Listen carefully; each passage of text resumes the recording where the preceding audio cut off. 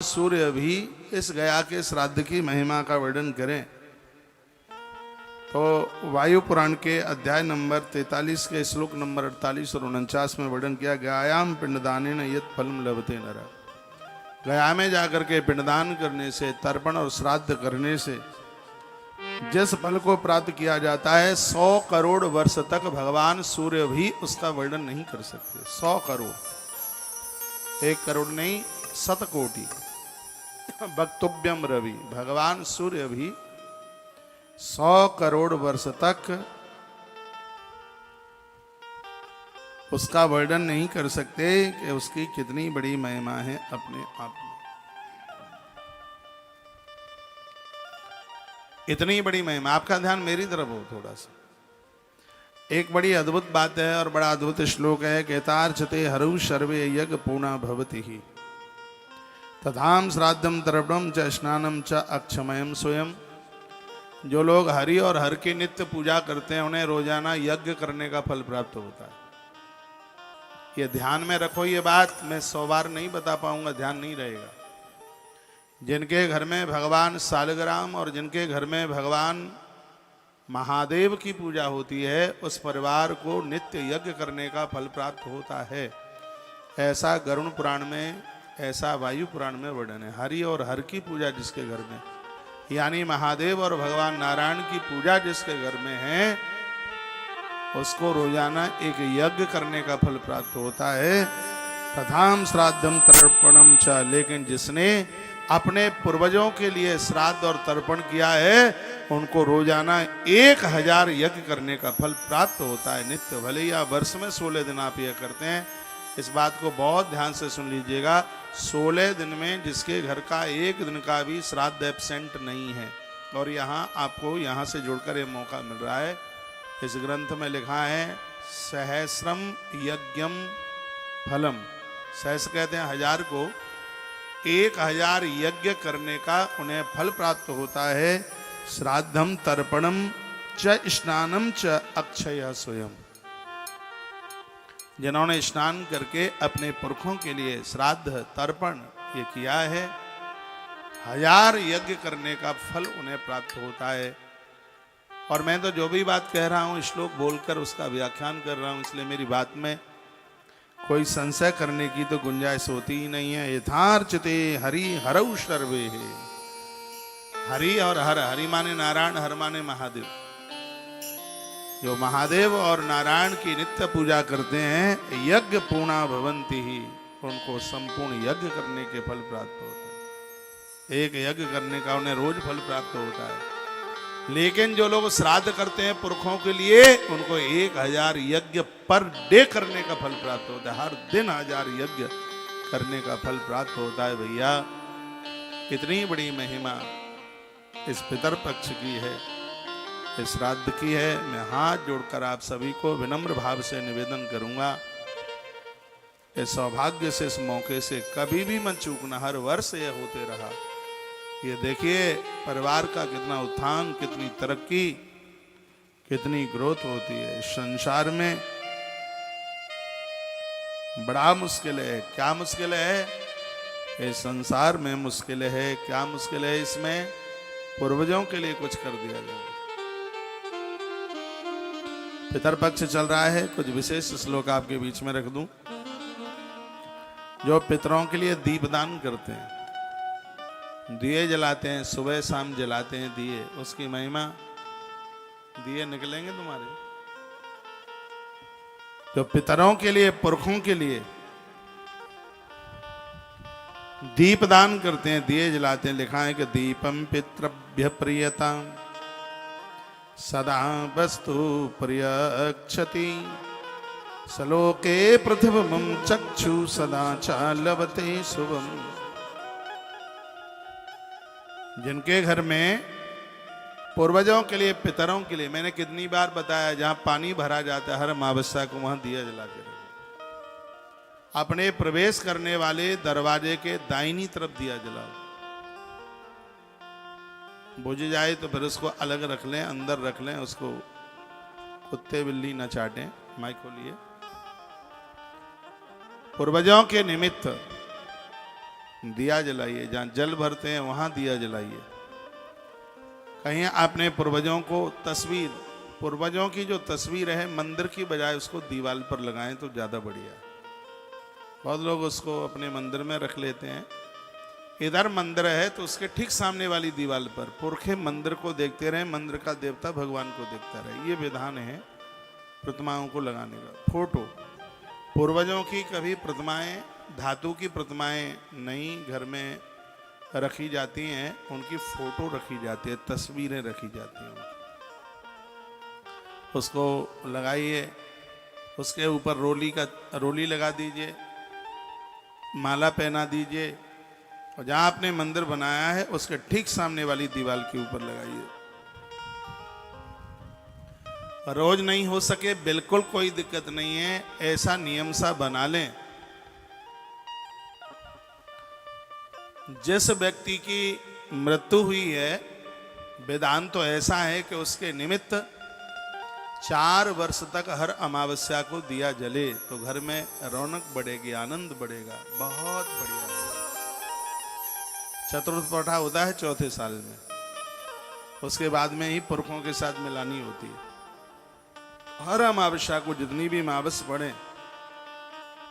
फिर वर्णन यह है कि जिनको 4 साल ज्यादा भारी लगता है तो 1 वर्ष के लिए उस जीव के लिए हर अमावस्या को दिया जलाया जाए। इस दिए से पूर्वज अति प्रसन्न होते हैं। दिए की जो ज्योत है पितृलोक तक पहुंचती है। और आनंद की बात यह है कि जब जीव दिया जलाने वाला जीवात्मा मृत्यु को प्राप्त होता है तो भगवान के पार्षद दिया ले करके उसके आगे चलते हैं, उसको किसी भी प्रकार का कष्ट नहीं होता।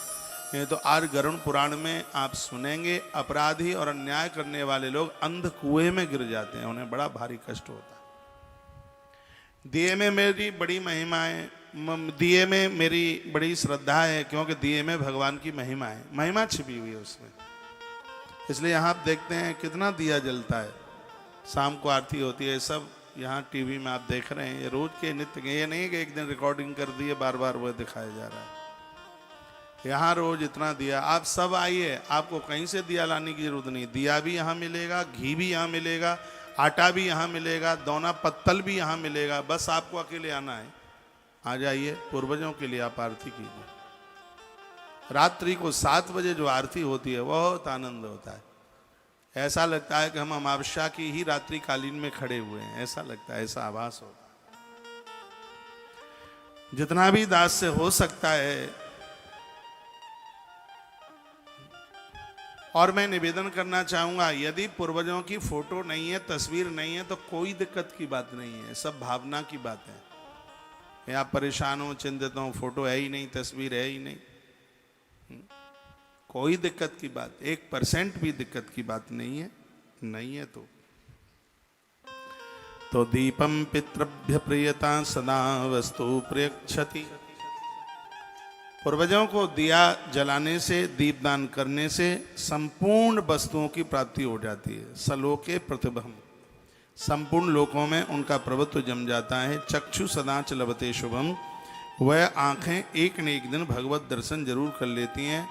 यह श्राद्ध कल्प वायु पुराण अध्याय नंबर 13 श्लोक नंबर 10 में बात कही है। आपका ध्यान इधर बिल्कुल नहीं है, मैं आरती करा के सोऊंगा जाके आराम से, तो फिर सुनो। फिर आपका ध्यान, आपसे ज्यादा बढ़िया फिर टीवी वाले लोग सुनते हैं। आप कभी सहेली को देखते हैं, कौन आया है, कौन जा रहा है, आप ध्यान लगा करके सुने। ये बातें आपको कोई नहीं बताएगा, पक्की बात है। बताया हो तो आप मुझे मैसेज करके रिकॉर्ड करके भेज दीजिए। कितनी सुंदर बात कही है, जो देवताओं को दिया जलाता है उसको जीवन काल में एक दिन उसे उसके भगवान जरूर दर्शन दे देते हैं, उसको इष्ट का दर्शन हो जाता है। वायु पुराण के अध्याय नंबर 13 के श्लोक नंबर 10 में ये बात कही है।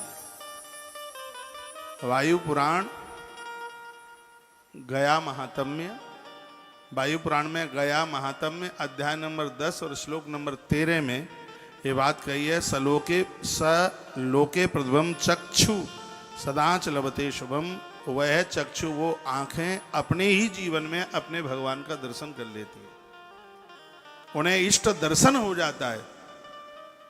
जो लोग देवी देवताओं को, पूर्वज पितरों को दिया, नदियों को, देवालयों में दिए जला करके रखते हैं।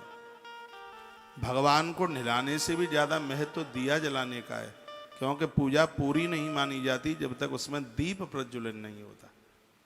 आरती तो यहाँ एक ही जला करके आरती कर दें, लेकिन सभी 250 ब्राह्मणों के हाथ में जोत होती है। इसलिए होती है क्योंकि इन्होंने इन जजमानों की पोथियां स्वीकार की हैं, संकल्प लिया है, तो सबके लिए जोत जल रही है, आरती उतारी जा रही है। तो दीपम पितृभ्य, दिए से जीव को पिता बनने का सौभाग्य प्राप्त होता है।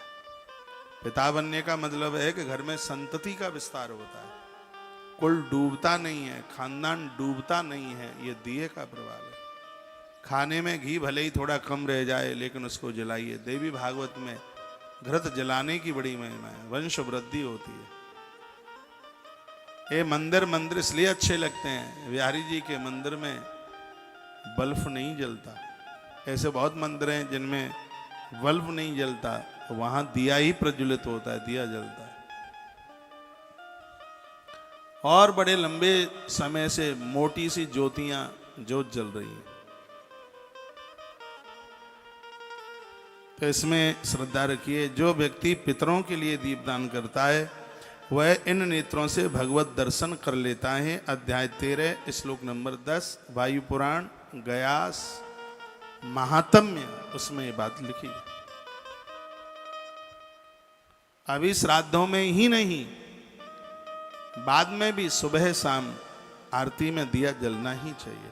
आप मुझे देखते हैं, मैं व्यासपीठ पर बाद में बैठता हूं, पहले दीप प्रज्वलित करता हूं। कोई तो बात होगी इसमें। कोई विशेष कार्य होता है, बड़े बड़े लोग आते हैं, उनके हाथ से कहते हैं उनके हाथ से दीप प्रज्वलन। दीप जलाते ही उस जगह की जितनी भी दोषता है धरती में, वो सब किनारा कर जाती है। भूत प्रेत अलाय बलाय सब किनारा कर जाते हैं, वहां कुछ अशुभ रहता ही नहीं। ये दीप की महिमा है, दीप प्रज्वल का ये महात्म्य है। जितने भी भक्तजन आप यहाँ अभी इस समय यहाँ पहुंचे हैं, दोपहर का समय, भोजन का समय, रसोई चल रही है। भले ही आप किसी के भी प्रोग्राम में आए हैं, कहीं भी आप आए हैं, कोई रोक टोक नहीं है, आराम से चकाचक भोजन लीजिए, प्रसाद चल रहा है। मैं कथा की तरफ बढ़ रहा हूं।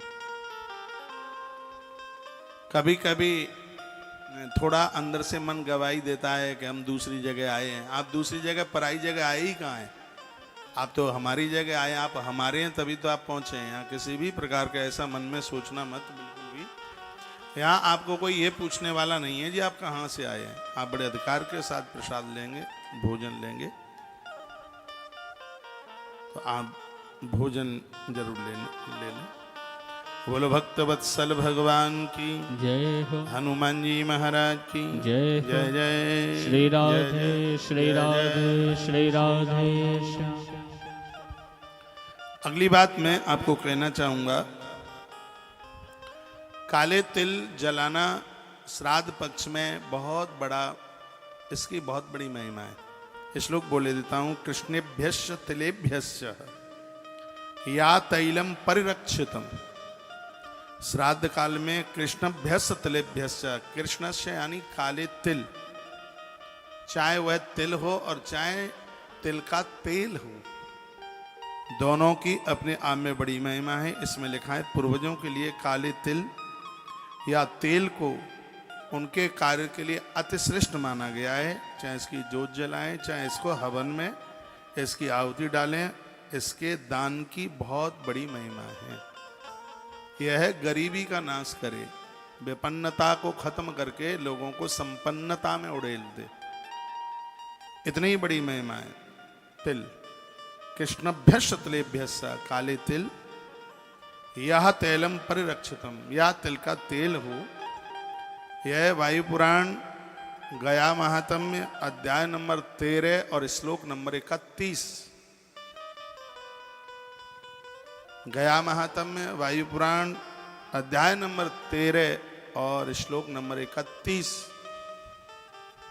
जिसमें तेल और तिल की दोनों की महिमा का वर्णन किया है। काला तिल पूजा में बहुत श्रेष्ठ है। हवन में बहुत ज्यादा श्रेष्ठ है। काले तिल का निकाला गया तेल, उसकी जलाई गई जोत बहुत ज्यादा अति शुभ है। ऐसे पूर्वज अति प्रसन्न होते हैं। इसके दान की भी बहुत बड़ी महिमा है। बातें समझ में आ रही हैं? जो द्वादश दानों की बात कही, द्वादश दान क्या क्या है? द्वादश दान में सबसे पहले नंबर पर है, सबसे ऊपर गौदान, गैया का दान। फिर है धरती का दान, अन्न का दान, घी का दान, नमक का दान, सोने का दान, चांदी का दान, वस्त्र का दान। ये 12 अति दानों में। चीनी का दान, गुड़ का दान, कद्दू जिसको क्या कहेंगे, पेठा, पेठे का दान, और कन्यादान। इनको अति दानों में लिया गया है, इनको महादानों में लिया गया है। मैं कहूंगा ये तो हर साल कर लिया करें, बड़ी महिमा है इसकी। तिल की बहुत बड़ी महिमा है उसमें।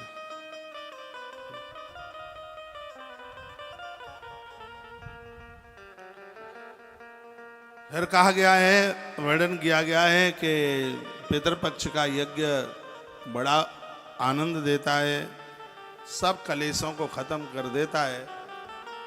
मैंने शायद आपको बोला होगा, देव कार्य में मंत्र के बाद में स्वाहा लगाया जाता है और पितृ कार्य में मंत्र बोलने के बाद में स्वधा लगाया जाता है। यह बात भी वायु पुराण में इसको वर्णित किया गया। स्वधेति चैव मंत्रांते पितॄणां वचनं तथा स्वाहा हेति चैव देवानां यज्ञ कर्मण्युदाहितम्। वर्णन किया गया है, स्वाहा स्वाहेति चैव मंत्रांस्ते, स्वधा स्वधा हेति चैव मंत्रांते पितॄणां वचनं तथा। पितृ कार्य में मंत्र के लास्ट में समापन में क्या बोलना है? स्वधा। स्वधेति चैव मंत्रांते, मंत्र के अंत में स्वधेति यानी स्वधा। और देवताओं का कार्य कर रहे हैं, देवों का यज्ञ कर रहे हैं, तो स्वाहा हेति चैव देवानां, देवताओं के लिए लास्ट में स्वाहा शब्द बोला जाता है। ओम पितृणे, ओम पितृभ्यो स्वदाहा, ओम इंद्राय स्वाहा, ओम अर्यमायै स्वदाहा, ओम वरुणाय, उसमें स्वधा, ओम अर्यमायै स्वदाहा, ओम वरुणाय स्वाहा। तो यह हमारे ग्रंथ में लिखा है, स्वधेति चैव मंत्रांते पितॄणां वचनं तथा। मंत्र के अंत में पितरों के लिए, पुरखों के लिए स्वधा शब्द बोला जाता है, इससे वो तृप्त हो जाते हैं, यह आहुति उनके पास पहुंच जाती है। और देवताओं के लिए मंत्र के अंत में स्वाहा होति चैव देवानां, देवताओं के लिए स्वाहा शब्द का यज्ञ कर्मण्युदाहितम्। यज्ञ कर्म सबसे बड़ा कर्म है, जिससे देवता और पितर शीघ्र ही प्रसन्न हो जाते हैं, देर नहीं लगती। जितनी भी ये शरीर का जन्म हो रहा है, इसमें यज्ञ की बड़ी विशेषता है, क्योंकि यज्ञ के द्वारा वर्षा होती है, वर्ष के द्वारा अन्न पैदा होता है, अन्न के द्वारा 7 धातुएं बनती हैं, उसके द्वारा जीव जगत का जन्म होता है। माइक और खोलिए, तो उसमें इसकी बहुत बड़ी महिमा है। तो कुछ बातें मैंने विशेष रूप से बताई हैं। सिरादे दीपम पितृभ्य प्रयतः सदा वस्तु प्रयक्षति। अपने घर में दिया जलाना ना भूलना बिल्कुल कभी भी। उस घर में देवता नहीं, भूत प्रेत रहते हैं उस घर में, जिस घर में कभी देवी देवताओं की आरती नहीं उतारी जाती। मंदिर में 25 भगवान रख लिए हैं, ये महत्व तो नहीं है। महत्व तो यह है कि उनका भोग लगे, सुबह शाम उनकी आरती उतारी जाए, यह बड़े महत्व की बात है। घर में शंख बजे, बच्चों से बजवाइए। विवाह स्थिति में नारी शंख बजाती है तो उसकी नाभि का पूरा जोर लगता है, जिससे बच्चों को जन्म देने में या गर्भ में बच्चे हैं उनको दिक्कत हो सकती है। इसलिए नारी के लिए शंख बजाने की बात कही गई नहीं है। जो माताएं अपने घर गृहस्थी से बिल्कुल फ्री निवृत्त हो चुकी हैं, ऐसी देवियां जिनको ऋतुकाल धर्म भी पूरा हो चुका है, ऐसी नारी भगवान के देवालय में, मंदिर में भगवान को शंख ध्वनि करती। कुछ बातें हैं बड़ी अद्भुत हैं जो हमें आनंद देती हैं। भैया इधर पूरा ध्यान दो, आपको ही बोलो। तो दीपम पितृभ्य प्रेता सदा वस्तु प्रेक्षति, आप जो चाहोगे सो मिल जाएगा। ये दिए का प्रभाव है। यज्ञ में तिल जलाने से जो चाहोगे वो मिल जाएगा। ये तिल का प्रभाव है। आप कितना भी बड़ा यज्ञ करें, तिल के बिना कोई भी यज्ञ पूरा नहीं होता। आप किसी भी देवता की पूजा करें, जल के बिना कोई भी पूजा पूरी नहीं होती। पूजा में 3 चीजों का होना बहुत ज्यादा जरूरी है: जल, फूल और चावल। हाँ, दिया तो है ही, कभी दिए का भाव होता है तो उसमें चावल और पानी उसमें काम करता है, नहीं तो यह होना चाहिए। और यज्ञ कार्य में देवताओं के लिए स्वाहा और पितरों के लिए स्वधा शब्द की बात कही गई। श्राद्ध कर्म चल रहा है, इसमें काक बलि की बहुत बड़ी महिमा है। ये पूर्वजों को भोग लगाकर एक कौए के लिए ग्रास दिया जा रहा है, रोज दिया जा रहा है कि नहीं दिया जा रहा है, उसके लिए कितना सुंदर श्लोक है, ये सुन के मन गदगद हो जाएगा।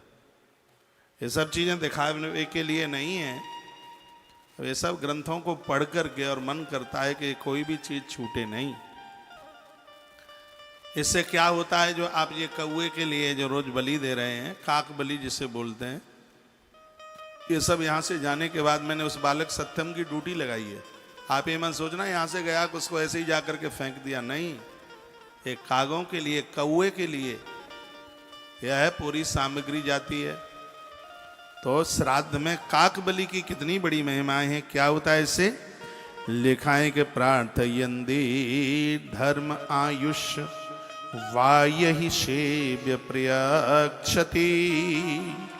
जो इस श्राद्ध कार्य में बायस, बायस कहते हैं कौए को, संस्कृत का शब्द है वायसेव्य, यानी कौए के लिए जो भोजन देते हैं उसको चावल, दही और गुड़ देते हैं। इससे क्या मिलता है? पूरे खानदान की दीर्घायु बढ़ती है, अकाल मृत्यु नहीं होती परिवार में, छोटी उम्र में लोग खत्म नहीं होते। यह कागे को बलि देने की इतनी बड़ी महिमा है। आप तो ताली बजाना ही मत, बात भले ही कितनी भी बजनी को। मैं श्लोक के साथ आपसे बात कर रहा हूं। वायु पुराण अध्याय नंबर 14 और श्लोक नंबर 33।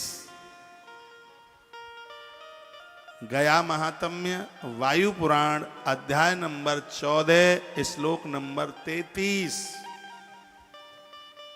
इसमें ये बात लिखी है, क्या लिखा है कि प्रार्थयन्ति धर्म आयुष्यवाय सेव्य प्रियक्षति। जो लोग अपने खानदान परिवार की दीर्घायु चाहते हैं तो श्राद्ध पक्ष में कागे के लिए, बायस कौए के लिए वो काग बलि जरूर, काक बलि समर्पित करें। और ये सब आप जजमानों से कराया जा रहा है, जो नहीं पहुंचे हैं उनके लिए हमारे देवता कर रहे हैं और बड़े आनंद के साथ हो रहा है। ये सब चीजें आपको तो नहीं पता है, मुझे पता है, तो मुझे कराना चाहिए।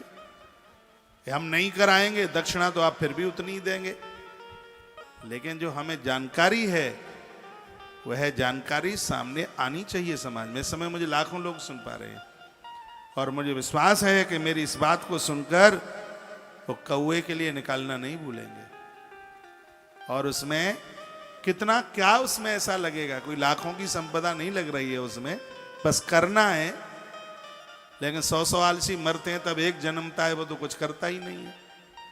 क्या लगेगा इसमें? भात लगेगा, दही लगेगा, थोड़ा गुड़ लगेगा, और क्या लग रहा है उसमें? है हाल ही हो सकता है। इससे पुरखे तो संतुष्ट होते ही हैं, लेकिन सबसे बड़े आनंद की बात यह है आयुष्य बाय से विप्रक्षति, कौए को देने से आयु बढ़ती है, उम्र बढ़ती है।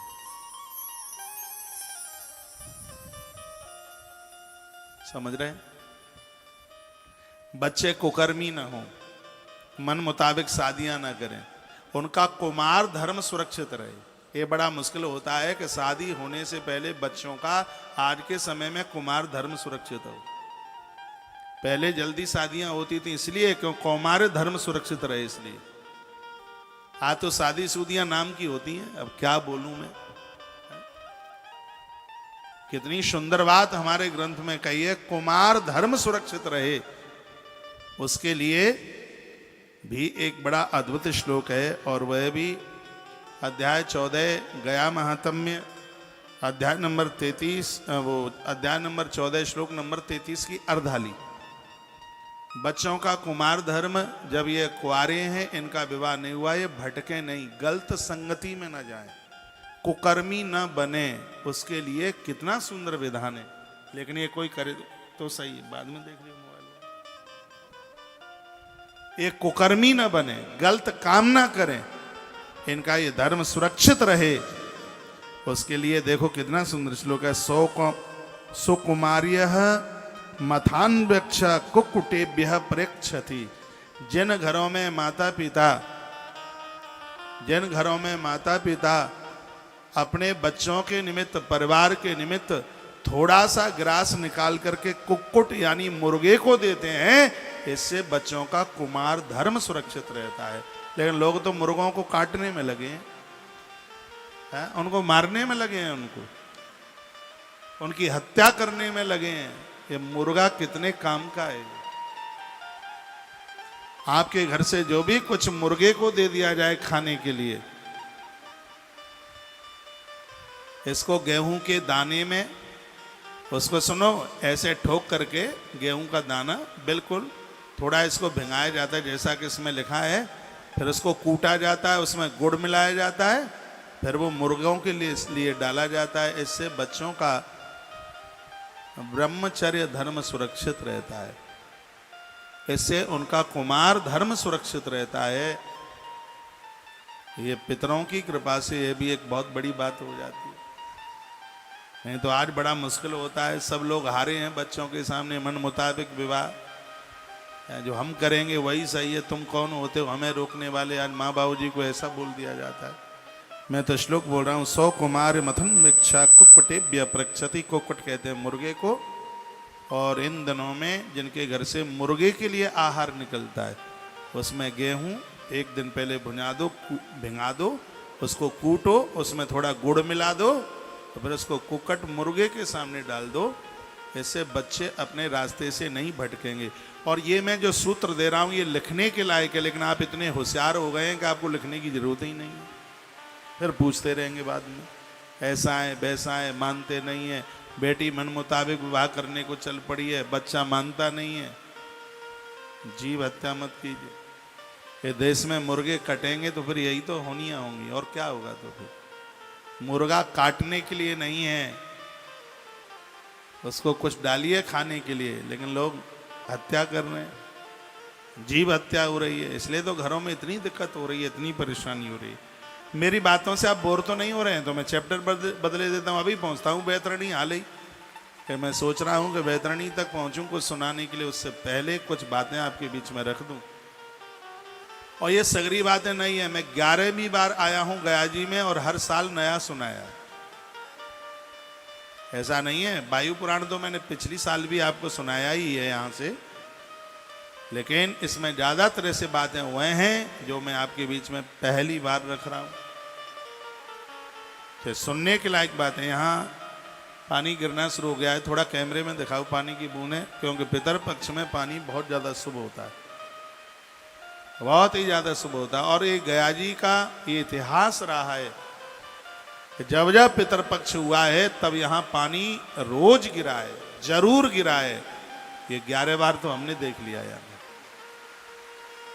पानी ना गिरे श्राद्धों में तो फिर पितरपक्ष ही, तो फिर पुरखे ही संतुष्ट कैसे होंगे।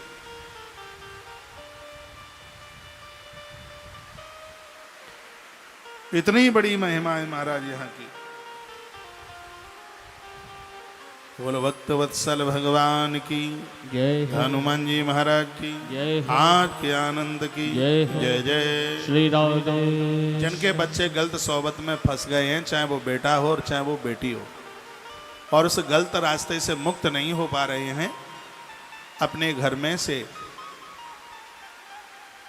आप हर पंचमी के दिन, परसों पंचमी आ रही है, रोज नहीं कर पा रहे हैं, पंचमी को करना, श्राद्ध भी निकल जाए तो हर पंचमी के दिन उन बच्चों के लिए मुर्गे को गेहूं और गुड़ मिलाकर के उसको कूट करके यदि मुर्गे को डाल दिया जावे तो बच्चे इस गलत रास्ते से बच जाएंगे। ऐसा वायु पुराणांतर्गत लिखा है, उनका कुमार धर्म बच जाएगा, तो इस अपराध से बच जाएंगे। ये बहुत बड़ी महिमा है, वही तो सबके ही लिए जरूरी है। बिगड़ना कौन चाहता है, सब बनना ही चाहते हैं।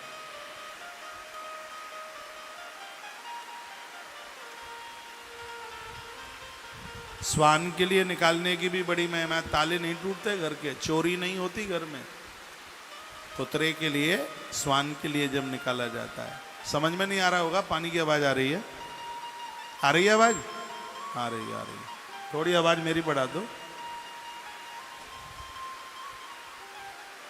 बोलो भक्त वत्सल भगवान की जय हो। जय जय। श्री राम। सब लोग बता रहे हैं कि हमारी मुंबई में भी बारिश हो रही है, बुलंदशहर में भी हो रही है, चलो बढ़िया है, पानी गिर रहा है। कथा सुनिए, अभी थोड़ी देर बाद पितरों का एक बड़ा जबरदस्त एक गीत भी आपको सुनाएंगे, जो मैंने बनाया है खुद, 2-3 पंक्तियां, तो वो आपको सुनने में बड़ा अच्छा लगेगा। बहुत आनंद के साथ बैठिएगा। कल या परसों मैंने एक बात कही थी कि श्राद्ध पक्ष में कड़ाई के सामने या जीवने वाले ब्राह्मण के सामने यदि ऋतुकाल धर्म वाली स्त्री सामने चल करके आ जावे तो पूर्वज पितर उसी समय वापस चले जाते, वह उस घर का अन्न ग्रहण नहीं करते। किसी बहन का मैसेज था, क्या ये बात सही है? मैं बिना प्रमाण के तो कोई बात ही नहीं करता। यह भी वायु पुराण में वर्णन किया गया है। वायु पुराण गया महात्म्य अध्याय नंबर 16 और श्लोक नंबर 15। वायु पुराण गया महात्म्य अध्याय नंबर 16 और श्लोक नंबर 15 क्या लिखा है कि श्राद्ध कर्मणि वर्जयामि याश नारी रजस्वला, स्पष्ट लिखा है। श्राद्ध कर्मण वर्जयामि याश नारियो रजस्वला। श्राद्ध कर्म में ऋतुकाल में रहने वाली नारी को बिल्कुल छिपकर अकेले में रहना चाहिए, बाहर निकल करके ना आवे, नहीं तो जीमते हुए ब्राह्मण के सामने या बनती हुई कढ़ाई के सामने ऋतुकाल में यदि नारी सन्मुख चल करके आती है तो वहाँ से पितर लोग वापस चले जाते हैं, वो वहाँ का कुछ ग्रहण करते ही नहीं। मैं तो यह कहना चाहूँगा, घर में साधु संत महापुरुष गुरु लोग ब्राह्मण लोग आए हैं, पूज्य लोग आए हैं, उस समय नारी को एकांत में अकेले में ही रहना चाहिए, उसको सामने आना ही नहीं चाहिए। आप कथा सुन सकते हैं, घर में आप बैठे हैं, पूजा का आसन छोड़ करके आप कथा सुनिए, नीचे बैठ करके आप कथा सुनिए। इसमें तो नारी एक वस्त्र में लिपट करके रहती है। इन सब मान मर्यादाओं को मानने की जरूरत होती है। श्राद्ध कर्मण वर्जयामि याश नारियो रजस्वलाः। यदि नारी ऋतुकाल धर्म में है तो उसको श्राद्ध कर्म से दूर रहना चाहिए। श्राद्ध कार्य में उसको बिल्कुल प्रवेश वर्जित है, तो श्राद्ध काल में वो प्रवेश ना करे। ऐसी स्थितियों में जो श्राद्ध है वो तीर्थों में ही होता है, गुरुजनों के यहाँ होता है, और वही होना चाहिए। घर में नारी अकेली है और वह श्राद्ध कर्म नहीं कर पा रही है तो श्राद्ध कर्म ना करने पर उसको दोष नहीं है, श्राद्ध कर्म करने पर उसको दोष है। ऐसी स्थिति में अकेली है, कोई है ही नहीं घर में दूसरा, वो नहीं कर पा रही है, इससे उसको दोष नहीं है। ऐसी पोजीशन में वो श्राद्ध करती है तो उसको घोर दोष है। इसलिए वर्णन किया गया है, ये जिनको पता नहीं है उन्हें बता देना। श्राद्ध कर्मण वर्जयानी याश नारी और रजस्वलाह। ऋतुकाल में नारी श्राद्ध कर्म नहीं कर सकती। तो कुछ बातें हैं इन श्राद्धों में, यदि इन नियमों को पूरा कर लिया जावे तो बड़ा आनंद होता है। अब देखो क्या सुंदर बात कही है। जो श्रद्धा पूर्वक ब्राह्मणों को भोजन कराते हैं, श्रद्धा के साथ में उन्हें क्या मिलता है? आप ये श्राद्धों में भोजन करा रहे हैं, ब्राह्मणों को जिमा रहे हैं, इतनी श्रद्धा के साथ आप परोस रहे हैं।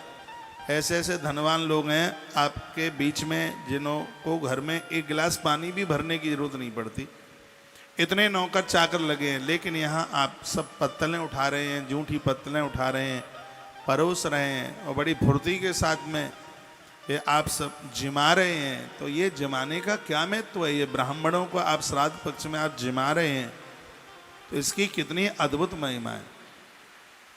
वर्णन किया है, तत्प्राप्नुया श्रद्धानो नरो वै सर्व कामी भोजिए दस्तो विप्रान सर्वात्रदाम सर्व विपश्रेयम जलम भुक्ते सर्व।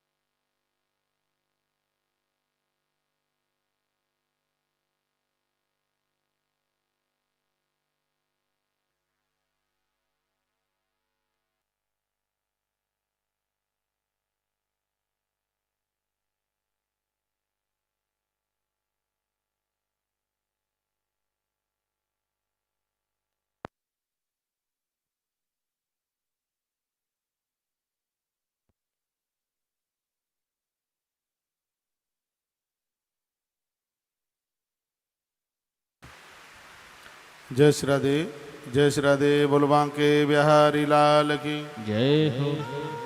श्री हनुमान जी महाराज की जय हो। तुलसी तपोवन यूट्यूब चैनल पर आवाज खोलो। जय जय श्री राधे, जय जय श्री राधे, जय जय श्री राधेश। चालू है भैया? चालू है? कुछ और आ रहा है, फोन करना पड़ेगा। तत्प्राप्निया श्रद्धानु नरवै सर्व कामी भोजे दस्तु विप्रान। आपका ध्यान इधर हो। इस श्लोक में लिखा है कि जो श्रद्धावान व्यक्ति,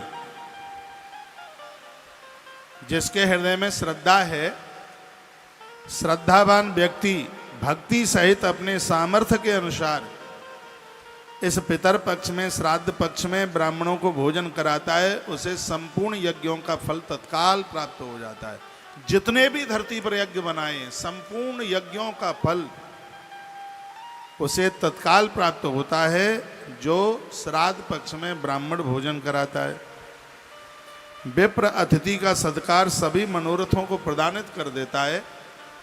यह वायु पुराण के गया महात्म्य के अध्याय नंबर 17 के श्लोक नंबर 12 में ये बात कही गई। कुछ ये श्लोकों की संख्या लिख लिया करें, कहीं आपको मिल जाए वायु पुराण, तो टिक मार का लगा लो और उसमें ठीक से विस्तार पूर्वक पढ़ लो। मैं तो एक एक श्लोक की व्याख्या कर रहा हूं, वहां लग के 10-10 श्लोक हैं इन सब की व्याख्या में। तो जो श्राद्धों में कोई नास्तिक लोग पूछ भी तो सकते हैं कि ये क्यों जमाया जा रहा है ब्राह्मणों को। पूरे जीवन काल में व्यक्ति संपूर्ण यज्ञ पूरे नहीं कर सकता, लेकिन जो पितर पक्ष में ब्राह्मणों को भोजन कराता है, वर्णन है, वह व्यक्ति संपूर्ण यज्ञों का फल प्राप्त कर लेता है। वायु पुराण अध्याय नंबर 17 श्लोक नंबर 12 गया महात्म्य में इस बात का वर्णन किया। तो आशा खड़े आपने पूछा है कि पंचमी का श्राद्ध कब करें? परसों करें, 15 तारीख को।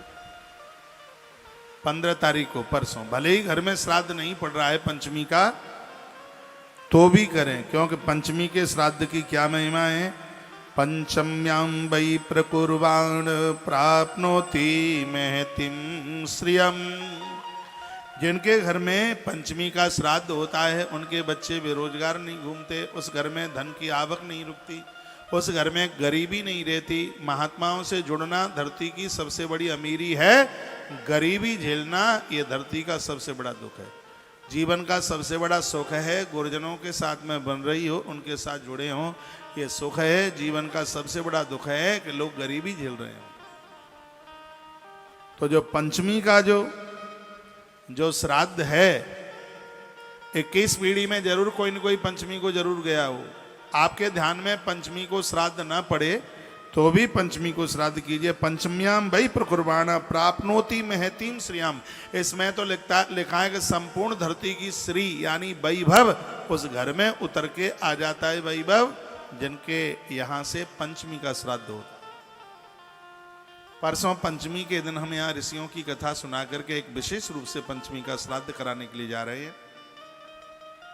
जितने भी बार से हमें आप भगत लोग सुन पा रहे हैं, आप अपना नाम और गोत्र हमारे यहाँ भेज दीजिए। खाली श्राद्ध का 1100 रुपया मई दक्षिणा के सहित है और उसमें लगभग 5 ब्राह्मण भोजन कर लेंगे। देखो इस ग्रंथ में लिखा है कि ब्राह्मणों की संख्या 3, 5, 11, 21, 16 और 150। श्राद्ध पक्ष में 150 तक ब्राह्मणों की संख्या, उसकी तो बहुत बड़ी बात है। जो 150 ब्राह्मणों को श्राद्धों में जिमा दे। आप कहोगे 150 का क्या महत्व है? ये महत्व है कि पड़वा का एक ब्राह्मण, आप जोड़िए थोड़ा, क्या ये 150 होते हैं? पड़वा का एक ब्राह्मण, द्वितीया का 2, तृतीया का 3, चतुर्थी के 4, पंचमी के 5, छठवीं के 6, सप्तमी के 7, अष्टमी के 8, नौवीं के 9, दसवीं के 10, 11, एकादशी के 11, द्वादशी के 12, त्रयोदशी के 13 और चतुर्दशी के 14, पूर्णमासी और अमावस्या के 30 और 15। हाँ, पूर्णमासी के और अमावस्या के 30 और 15 सबको मिलाकर के देख लीजिए 150 होंगे। श्राद्ध में यदि किसी ने 150 ब्राह्मण को जिमा दिया, 33 करोड़ देवता, संपूर्ण पुरखों को, संपूर्ण धरती को उसने तृप्त कर दिया। ये बात है, ये कौन बताएगा बात? 3, 5, 9, 16, 150 और फिर जितना बन जाए उतना। हाँ, तो बहुत बड़ी बात हो जाएगी यदि ऐसे कुछ हो जाता है। तो उस दिन पंचमी है, इसलिए पंचमी के 5 होते हैं, इसलिए हम 5 रख लिए। ठीक है, कोई बात तो नहीं है। पंचमी के 5 तो मैं कहूँगा पंचमी के 5 और उस दिन का हवन, तर्पण, गीता पाठ, ये सब चीजें मिलाकर यदि आपको लोड नहीं पड़ता है तो मेरी बात पर विश्वास करके नेत्र बंद करके 2100 रुपए की, 2100 रुपए की आहुति डाल देना। पंचमी की बहुत बड़ी लंबी चौड़ी व्यवस्थाएं हो रही हैं, क्योंकि हम चाहते हैं कि इस धरती का कोई भी, आपके घर का बच्चा कोई भी बेरोजगार ना हो। ये बच्चे कमाएंगे नहीं तो ये गौशाला कैसे चलेगी? फिर ये बच्चे कमाएंगे नहीं तो कैंसर हॉस्पिटल कैसे बनेगा? फिर इनकी तरक्की नहीं होगी तो सब काम कैसे चलेंगे? इसलिए इसको बड़े विधि विधान पूर्वक इसे किया जा रहा है। और ये श्लोक मन नहीं मान रहा, एक बार फिर बोल दूं। इसमें लिखा है पंचम्यां वै प्रकुर्वाण प्राप्नोति महतीम श्रियम। मई कहते हैं धरती को, श्रियम श्री कहते हैं वैभव। धरती का संपूर्ण वैभव उनके पास होता है जिनके द्वारा पंचमी का श्राद्ध होता है। तो आपने आशा खड़े दीदी आपने पूछा है, बड़ा अच्छे समय पर आपने पूछ लिया। 1 बजे के बाद पूछते तो मुझे ध्यान भी नहीं रहता, तब तक लाइव टेलीकास्ट कट जाता। तो परसों की तैयारी हम और आप करते हैं। परसों का श्राद्ध बड़े अद्भुत रूप से होगा। तो यहाँ आप अपना नाम, मैं गोत्र के साथ आप लिखा देना। ससुर साहब का, ससुर जी के पिताजी का नाम लिखा करके उसमें गोत्र लिखा दीजिए, सब उसमें आ जाएंगे। आपकी फ़ोटो मेरे पास में आना शुरू हो गया है और हम उसको प्रेस से निकलवा करके उसकी तैयारी कर रहे हैं और लास्ट वाले दिन फल्गु माता में उनको विसर्जित करने के तत्पश्चात फिर हम गुवाहाटी के लिए 25 तारीख को यहाँ से निकलेंगे। आप 25 तारीख तक रुकेंगे? हैं? रुकेंगे? कभी एक बार गयाजी में आकर के 17 दिन रुक करके जाइए। प्रस्थान 18वें वाला दिन, ये मैंने आज पढ़ा है वायु पुराण में। इसमें 3 पखवाड़े का महात्म्य है बहुत ज्यादा। मुझे तो टाइम नहीं मिलता है, नहीं तो मन तो बहुत है। 3 पक्ष, 3 पक्ष में जो पूर्णमासी से एक दिन पहले कोई आ जाए तो पिछला एक पक्ष पूरा हो जाता है। ये वर्णन है वायु पुराण में, ठीक है। पूर्णमासी से लेकर के अमावस्या तक दूसरा पक्ष पूरा हो जाता है और अमावस्या के बाद नवरात्रा के पहले दिन प्रस्थान करे तो गयाजी में उसके 3 पक्ष पूरे हो जाते हैं। 3 पाक की बात कही गई है। अगली बार प्रोग्राम बना लीजिए। अगली बार संकल्पित बोला हुआ कार्यक्रम, गयाजी की धरती पर पूरे 1108 पोथियां बैठेंगी। 1108 ब्राह्मण के द्वारा जो अद्भुत ये अनुष्ठान आयोजन होगा। तो जो अब के बार नहीं आ पाए हैं और आए भी हैं, अगली बार फिर आइए और इतना समय निकाल करके जाइए, आनंद हो जाएगा। मैंने बता दिया कि पंचमी का श्राद्ध परसों का है, तो फिर आप बार बार क्यों पूछ रहे हैं कि पंचमी का श्राद्ध कब का है? परसों का। आश्रम के नंबरों पर कांटेक्ट और संपर्क कर लें, अपना नाम वगैरह लिखा दें, गोत्र लिखा दें, तो यहाँ विधि पूर्वक हो जाएगा। घर पर आप श्राद्ध करते हैं, अच्छी बात है, घर पर भी कर रहे हैं तो भी पंचमी का श्राद्ध आप गयाजी से जरूर करा लीजिएगा, क्यों गया की भूमि बड़ी अद्भुत है जिसका महात्म्य आप सुन रहे हैं। गया की महिमा में जितने भी शब्द बोले जाएं उतने कम है। एक बात मैं आपसे पूछना चाहूँगा, यहाँ की भोजन व्यवस्था ठीक ठाक है कि नहीं है? मैं तो आपको पूछ भी नहीं पाया हूँ। है? ठीक है, बढ़िया है।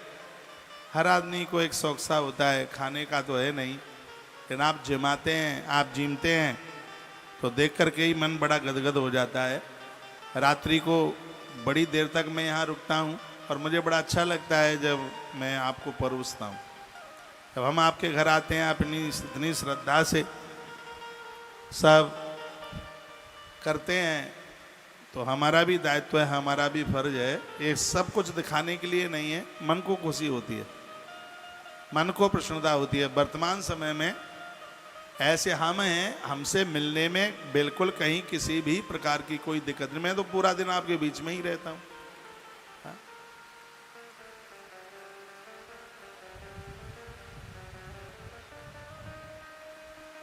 बोलो बांके बिहारी लाल की।